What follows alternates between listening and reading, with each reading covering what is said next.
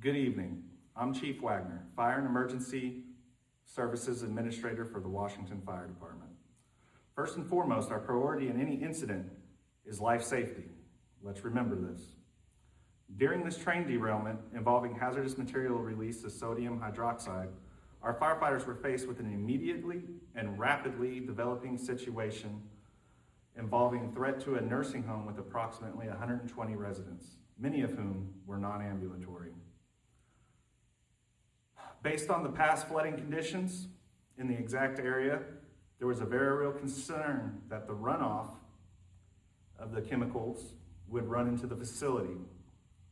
If this would have occurred, we could have been dealing with a mass casualty situation. Our firefighters made a decision in a moment to act.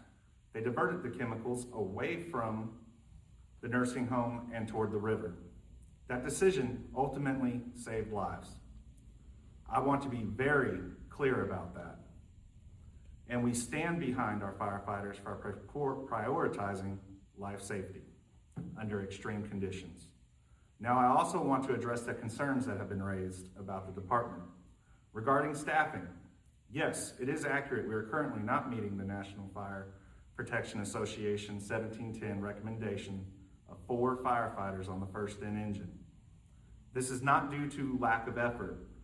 We have aggressively pursued grant funding to bring our staffing up to that standard, but those requests have not been approved. Despite that, our crews continue to respond and perform at a high level with the resources they currently have. Regarding hazardous materials training and HAZWOPER compliance, our personnel have completed the awareness level training, which is where all fire departments begin. We had already identified the need for dedicated hazardous materials response capability within our department.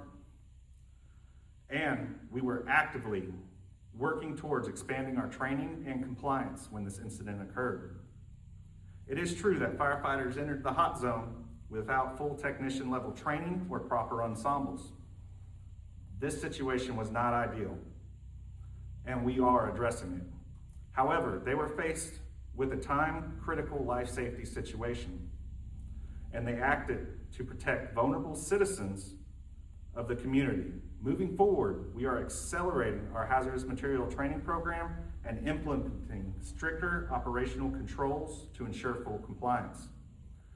As for our communication with elected officials and the public, we acknowledge that we do need to do better. Transparency is critical. We are committed to improving how we share information